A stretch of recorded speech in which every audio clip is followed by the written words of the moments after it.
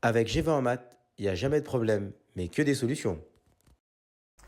À travers cette vidéo, nous allons voir ensemble comment déterminer des limites avec la fonction inverse. Donc, on rappelle ici que la limite quand x tend vers plus l'infini de 1 sur x, c'est 0, et la limite quand x tend vers moins l'infini de 1 sur x, c'est 0. Donc, on va le mettre ici en exergue sur le premier exemple. On cherche à déterminer la limite quand x tend vers plus l'infini de 2 sur x.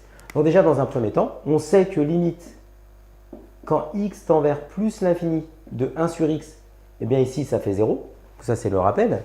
Maintenant, ce que l'on va faire, c'est que nous avons 2 sur x. Donc, tout simplement, on va multiplier le résultat de la limite précédente, ici 1 sur x qui fait 0. On va faire 2 fois 1 sur x, d'accord? Parce que 2 sur x, c'est 2 fois 1 sur x. Comme la limite en plus l'infini de 1 sur x, ça fait 0, ben là, vous multipliez par 2, ça donne 0. Donc, au final, la limite quand x tend vers plus l'infini de 2 sur x, eh bien, c'est tout simplement 0.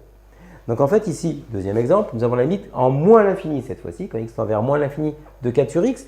Donc on utilise toujours le rappel, c'est-à-dire que la limite quand x tend vers moins l'infini de 1 sur x, bon, ça nous savons que ça fait 0, d'accord?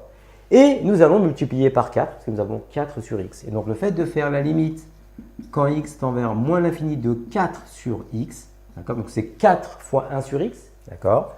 Et bien 4 sur x, la limite ici fait également 0. Dernier exemple, limite quand x tend vers plus l'infini de moins 9 sur x. Donc là, on a fait un exemple où le numérateur ici, il est négatif. Mais ça ne changera pas, tout simplement. Pourquoi? Parce que la limite quand x tend vers plus l'infini de 1 sur x, eh bien ici, nous avons 0.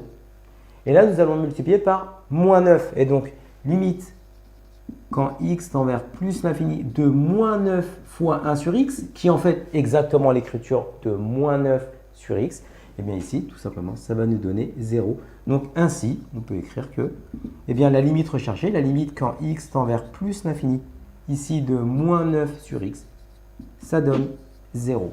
Donc là maintenant, vous savez faire les limites en plus l'infini et en moins l'infini pour la fonction inverse. Comme tu as kiffé la vidéo et que tu veux des bonnes notes en maths, alors tu mets un pouce bleu, tu t'abonnes à notre chaîne, tu poses un commentaire, on y répond sans problème. Ensuite, on t'embarque avec nous sur g20enmaths.com. Des exercices corrigés, des détails de ouf avec ça.